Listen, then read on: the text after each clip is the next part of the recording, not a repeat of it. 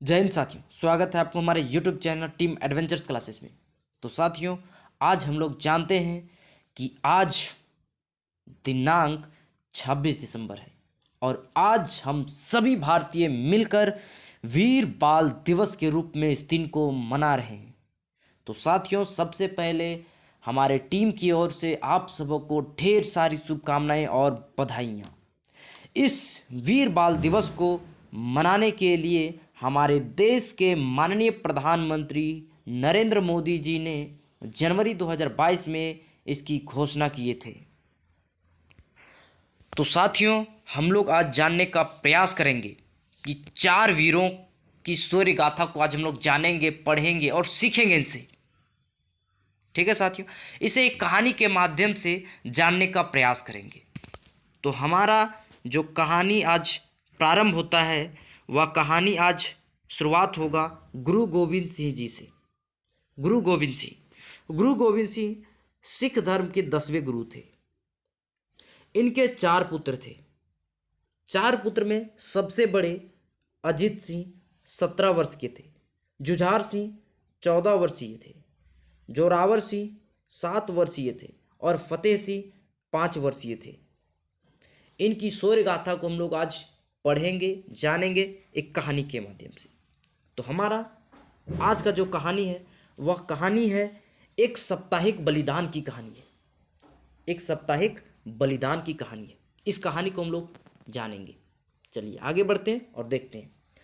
तो हम लोगों को पता है कि एक लंबे समय तक भारत में मुस्लिम आक्रांताओं का साम्राज्य रहा है। उन लोगों का गुलाम रहा हमारा भारत। बहुत सारे भारतीय वीरों ने उन लोगों से लोहा लेने का प्रयत्न किए और लिए भी। उनमें से आज हम लोग 4 वीरों को जानने का प्रयास करेंगे। तो आगे बढ़ते हैं साथियों। आगे क्या है कि सिख और हिंदू धर्म की रक्षा के लिए कुर्बानी देने वाला एक पूरा परिवार का साप्ताहिक बलिदान। एक पूरा परिवार का साप्ताहिक बलिदान की कहानी हम लोग सुन रहे हैं साथियों। एक बहुत बड़ी बात है। और वह जो बलिदान है वो 21 से 27 दिसंबर के बीच हुआ है, जो आपका 18वीं शताब्दी का है। ठीक है साथियों। तो ये युद्ध तब प्रारंभ होता है, ये बलिदान तब प्रारंभ होता है जब खालसा पंथ का स्थापना हो जाता है। खालसा पंथ का स्थापना होता है। सिख धर्म अपनी ऊंचाइयों की ओर बढ़ते जा रहा था। अपने जो सिद्धांत था उनको बढ़ाते जा रहे थे। ये सब मुगली शासकों ने देखने से उन लोगों के मन में डर बैठ गया। ये बढ़ती शक्तियों को उन लोगों ने कुचलने का प्रयास किया। उस समय मुगल के शासक जो थे, दिल्ली का जो शासक था, वह था आपका औरंगजेब। वही आक्रांता जो हमारे देश के एक महान वीर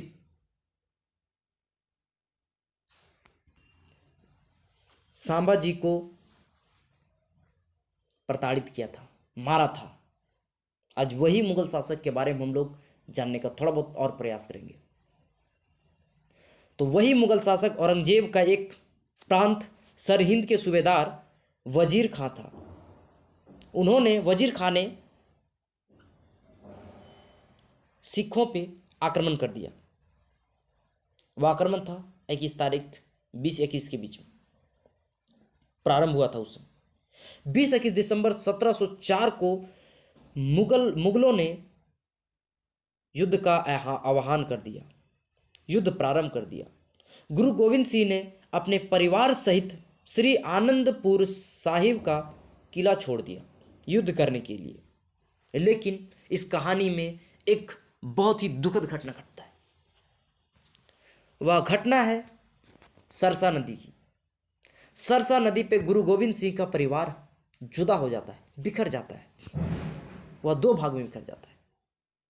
एक भाग में, एक हिस्से में गुरु जी खुद, अजीत सिंह और जुझार सिंह एक और निकल पड़ते हैं। दूसरी ओर माता गुजरी, जोरावर सिंह और फतेह सिंह एक अलग रह जाते हैं।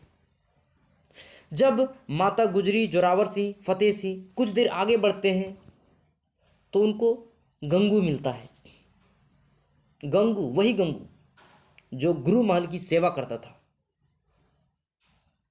उसने माता गुजरी को यह भरोसा दिलाया कि मैं गुरुजी से आप लोगों को मिलवा दूंगा, लेकिन सोने की मोहरे के लालच में गंगू ने वजीर खां को इनकी खबर दे दी, गद्दारी कर दिया। वजीर खां माता गुजरी तथा दोनों वीर बच्चों जोरावर सिंह और फतेह सिंह को पकड़ लिया और इन्हें कैद कर लिया। अब वजीर खान ने इन लोगों को प्रताड़ित और यातना करने का खूब प्रयास किया। कारण क्यों, क्या क्या कारण था उन लोगों को प्रताड़ित करने? कारण ये था कि उन लोग मुगल लोग, मुस्लिम शासक आक्रांता जो था, वो चाहता था कि इन लोग अपने धर्म को छोड़कर इस्लाम धर्म को अपना ले, मुस्लिम धर्म को अपना ले। लेकिन इन्होंने इस्लाम धर्म को अपनाने से साफ मना कर दिया, साफ इनकार कर दिया। वजीर खान ने तंग होकर दोनों वीरों को दीवार में चुनवाने का फैसला किया। लेकिन माता गुजारी ने उन्हें यह पहले ही बता दिया था बच्चों को कि धर्म के प्रति सशक्त होना जरूरी है, अपना सर कटा लेना है लेकिन सर नहीं झुकाना है।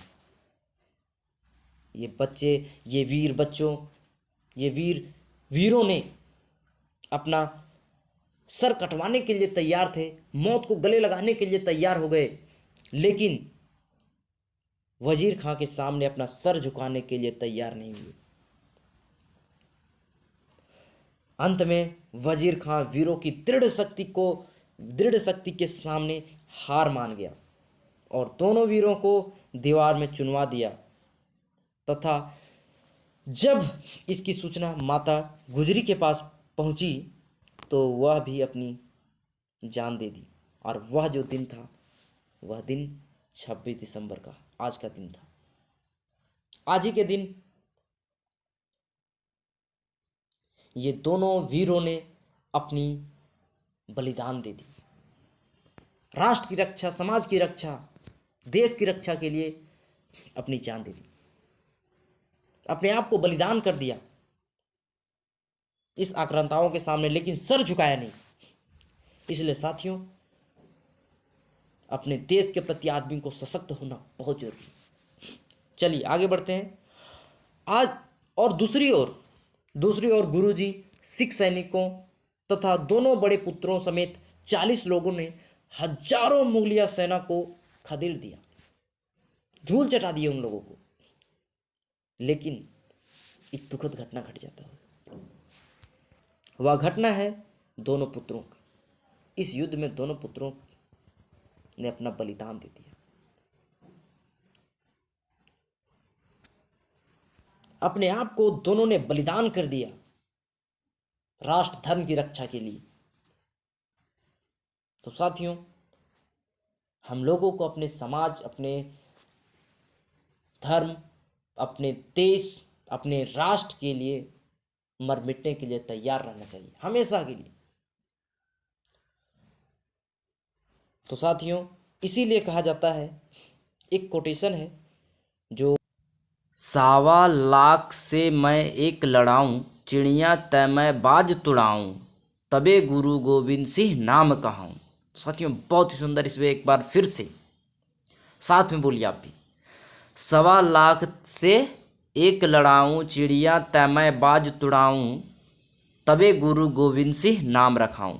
ये साथियों हमारा पहला कोटेशन। दूसरा कोटेशन इसी प्रकार है, थोड़ा सा बढ़िया वाला है। जब बाकी सभी तरीके विफल हो जाएं तो हाथ में तलवार उठाना सही होता है, और सही है। ठीक है साथी, कि जब आपको कुछ न दिखे, सारी दरवाजे बंद हो जाते हैं, तो मानव को अंत में अपना हथियार उठा लेना चाहिए और युद्ध के मैदान में दौड़ जाना चाहिए। अपने समाज के लिए, अपने देश के लिए लड़ जाना चाहिए, कोई दिक्कत नहीं। अपने राष्ट्र के हित में कुछ भी करना पड़ जाए कर देना चाहिए आदमी को। ठीक है साथियों, हमें उम्मीद है कि यह वीडियो आप लोगों को पसंद आया होगा। और अंत में मैं सभी को अपने टीम की ओर से ढेर सारी शुभकामनाएं और बधाइयाँ। अगर आपको यह वीडियो पसंद आया हो तो हमारे चैनल को सब्सक्राइब कर दीजिए, और हमारे इस वीडियो के लिए आप हमारे लाइक बटन पे अपने हाथ से लाइक बटन को प्रेस कर दीजिए और कमेंट करके बताइए कि आपको यह कैसा लगा। और अंत में जय हिंद।